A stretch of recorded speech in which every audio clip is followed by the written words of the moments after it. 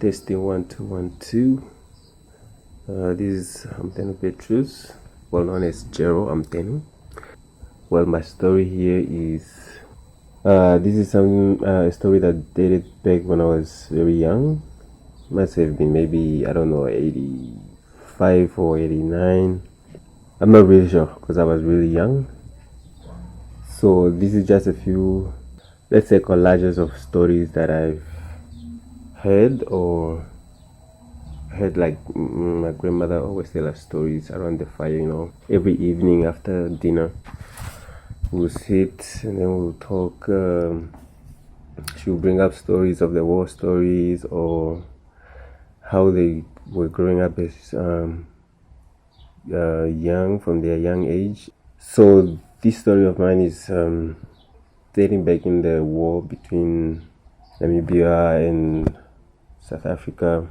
So okay, let's get back to the story here. First, you see here is two little boys. That is me and my brother Shimi, my older brother. So we were very young at this age, at this time.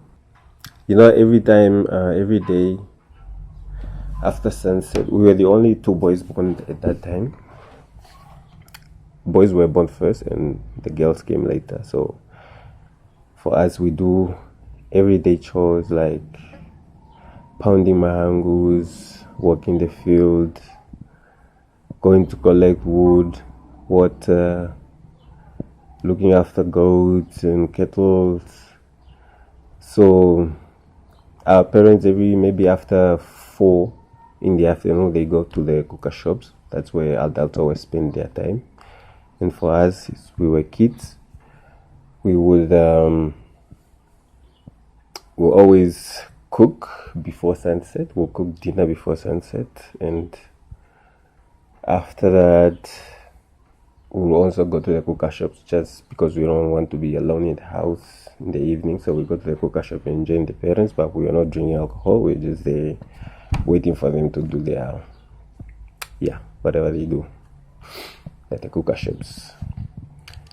So after dinner, we decided we are going to the cooker shop. So along the way in the path to the cooker shop, I heard like I don't know what you call it, chuckling noise, like metal hitting each other. And then I could sense the smell. The soldiers always have this smell, like smelling like gas or small gunpowder. I could smell that, and I told my brother, like, no, I think there's some soldier coming. And then immediately we went into the bushes and then we hid. And then we could see them. They were like walking in line, just in the line, not what we were told, like they would walk stepping in each other's steps, so it would look like there was only one person walking there.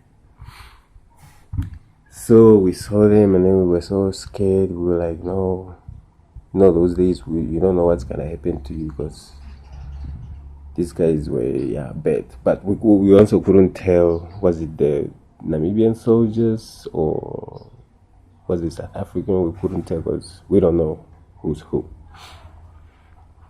So they passed and then we went to we continued our journey to the cooker shops. The second one in lines here, so that's how the South African soldiers, they will come to the cooker shop maybe like in the daylight.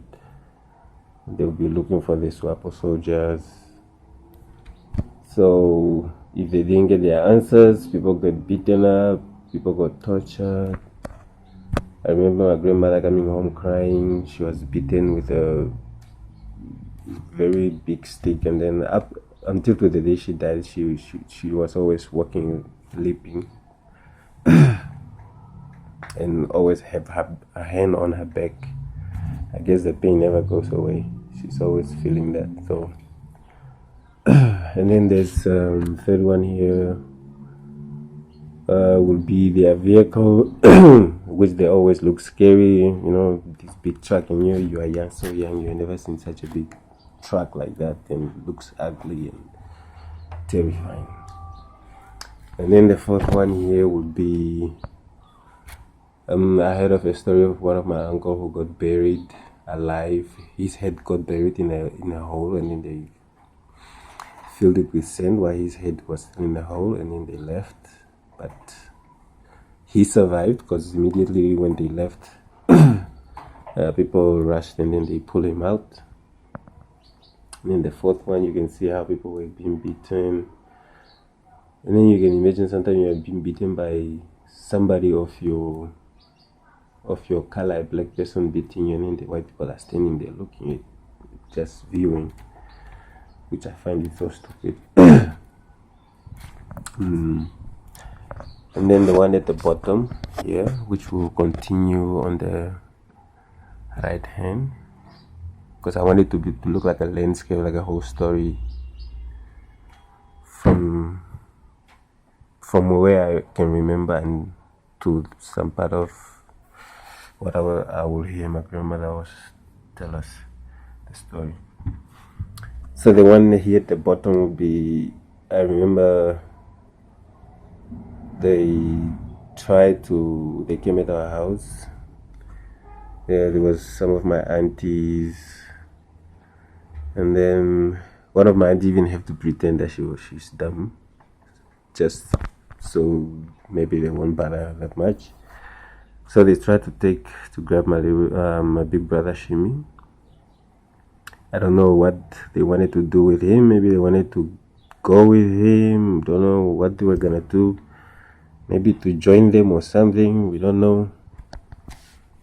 So immediately when they tried to grab him, my brother also grabbed one of the pole of the sticks in the house, and then he grabbed it, and then he was like really holding so tight onto it, and I think 2 soldiers or 3 soldiers trying to get him off the pole, but they couldn't.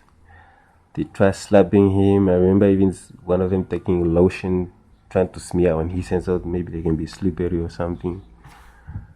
And then this white South African soldier came, like, I don't know what he said, but he must have maybe told him like, no, let the boy go, because they couldn't get him off the pole. Maybe they thought like, it's a waste of time. My brother was crying, and even I think maybe after 10 minutes after they left, he was still holding on to that pole. And then that pole was even like loose on the ground, which means he was really putting up a fight, like, no, they can't take him.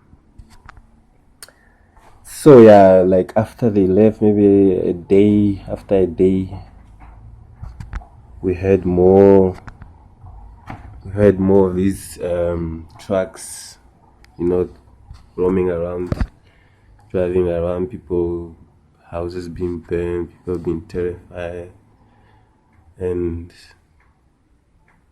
the next morning, my auntie, everybody left, and I don't know, it was just my grandmother and my grandfather and my auntie.